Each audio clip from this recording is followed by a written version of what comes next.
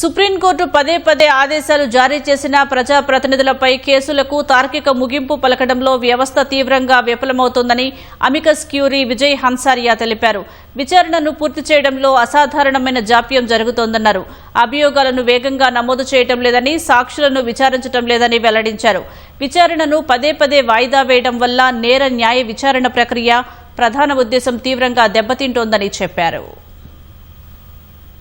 దేశవ్యాప్తంగా ప్రజాప్రతినిధులపై ఉన్న కేసుల వివరాలతో అమికస్ క్యూరీ విజయ్ హన్సారియా సుప్రీంకోర్టుకు సమర్పించిన నివేదికలో కీలక విషయాలు వెల్లడించారు. న్యాయవాది అశ్విని కుమార్ ఉపాధ్యాయ 2016లో దాఖలు చేసిన ప్రజా ప్రయోజన వ్యాజ్యం విచారణలో భాగంగా ఈ నివేదిక సుప్రీంకోర్టుకు సమర్పించారు.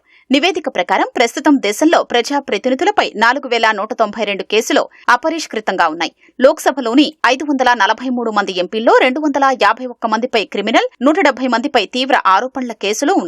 533 మంది రాజ్యసభ సభ్యుల్లో 75 మందిపై క్రిమినల్, 40 మందిపై తీవ్ర ఆరోపణల కేసులు నమోదయ్యాయి. దేశవ్యాప్తంగా ఉన్న 4111 మంది ఎమ్మెల్యేల్లో 2098 మందిపై క్రిమినల్, 1286 మందిపై తీవ్ర ఆరోపణల కేసులు కొనసాగుతున్నాయి. 14 రాష్ట్రాల ముఖ్యమంత్రులపైన కేసులు పెండింగ్ లో ఉన్నాయి. తెలంగాణ సీఎం రేవంత్ రెడ్డిపై 89, ఆంధ్రప్రదేశ్ సీఎం చంద్రబాబు నాయుడుపై 19 కేసులు నమోదయ్యాయి.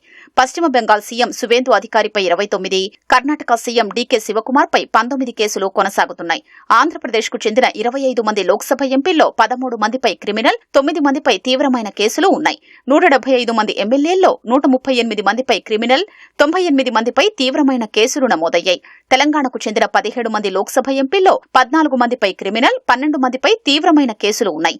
ఈ రాష్ట్రానికి చెందిన 119 మంది ఎమ్మెల్యేల్లో 81 మందిపై క్రిమినల్, 58 మందిపై తీవ్రమైన కేసులు నమోదయ్యాయి. విచారణలో జాప్యం నిందితులకు అనుకూలంగా మారుతోందని నివేదికలో అమికస్ క్యూరీ అభిప్రాయపడ్డారు. ఫలితంగా చాలా కేసులు నీరుగారిపోతున్నాయని పేర్కొన్నారు. ఎంపీలు, ఎమ్మెల్యేలపై నమోదైన కేసుల విచారణకు ఏర్పాటు చేసిన ప్రత్యేక కోర్టులో వాటి విచారణ పూర్తయిన తర్వాతే మిగతా కేసుల్ని అనుమతించాలని విజ్ఞప్తి చేశారు. అభియోగాలు నమోదు చేసిన ఏడాదిలోగా విచారణ పూర్తయ్యేలా చర్యలు తీసుకోవాలన్నారు. నిందితులు వరుసగా 2 వాయిదాలకు గైర్హాజరైతే నాన్ బెయిలబుల్ అరెస్టు వారెంట్లు జారీ చేయాలని సుప్రీంకోర్టుకు అమికస్ క్యూరీ సూచించారు.